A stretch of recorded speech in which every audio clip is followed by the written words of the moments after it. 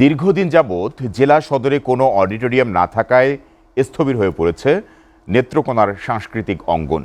বারবার উদ্যোগ নেওয়া হলেও অডিটোরিয়াম সংস্কার না হওয়ায় ফেরত যাচ্ছে বরাদ্দের টাকা। দর্শক, এ বিষয়ে বিস্তারিত জানাতে নেত্রকোনা থেকে যুক্ত হচ্ছেন আমাদের সহকর্মী দেবল চন্দ্র দাস।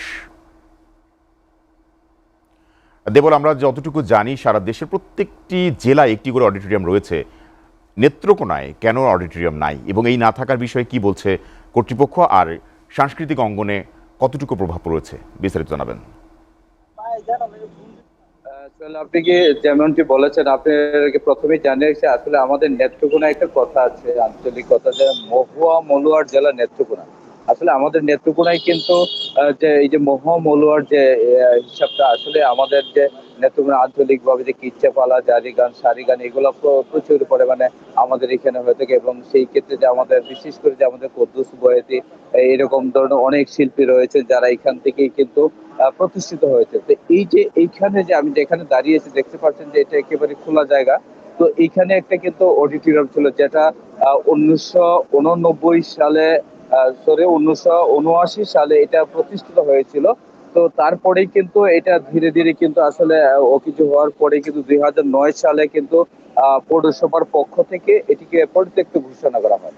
তারপরেই কিন্তু এটা নিয়ে সংস্কার উদ্যোগ নিলে তখন শিল্পকলা এবং পৌরসভার মধ্যে তাদের মধ্যে কিন্তু একটা অন্তর্দ্বন্দ্ব সৃষ্টি হয়, এবং তারপরে এটা নিয়ে মামলাও হয় যে কার পক্ষে তারা নিয়ে যাবে। তখন এটিকে মামলা হওয়ার পরে কিন্তু এটা শিল্পকলার অধীনে চলে আসে।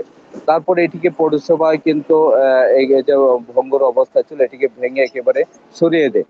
তো এখন পর্যন্ত যে বিষয়টি আপনি জানতে চেয়েছেন প্রশাসনের বিষয়টি, আসলে আমরা মানে অনেকবারই এটি নিয়ে আমরা রিপোর্টও করেছি, কিন্তু আমি প্রশাসনের সাথে কথা বলেছি, যে শিল্পকলার যে কর্তৃপক্ষ রয়েছে তার সাথে কথা বলেছি। তিনি যেমনটি জানিয়েছেন যে এটি ইতিমধ্যে সংস্কৃতি মন্ত্রণালয়ে তারা সম্পূর্ণ কাগজপত্র আদি দিয়ে পাঠানো হয়েছে, দ্রুত যাতে এটা সংস্কার করা হয়।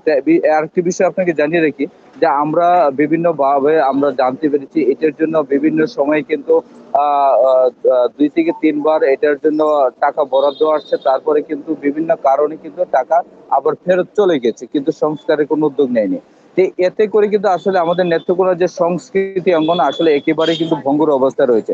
আগে এখানে আমরা দেখেছি যে অনেক যে সংস্কৃতি যে কোনো অনুষ্ঠান হলেই কিন্তু এইখানে আসলে আমাদের অনুষ্ঠিত হতো। এখন কিন্তু পাবলিক হলে বিভিন্ন আসলে স্বল্প পরিসর কিন্তু হয়ে থাকে, পাবলিক হলে কিন্তু বিভিন্ন সরকারি, বেসরকারি এবং সাংস্কৃতিক অনুষ্ঠান একই সাথে হয়ে থাকে। তো সেই ক্ষেত্রে আসলে আমাদের সংস্কৃতি অঙ্গনটা আসলে একেবারেই কিন্তু দুর্বল হয়ে পড়ছে।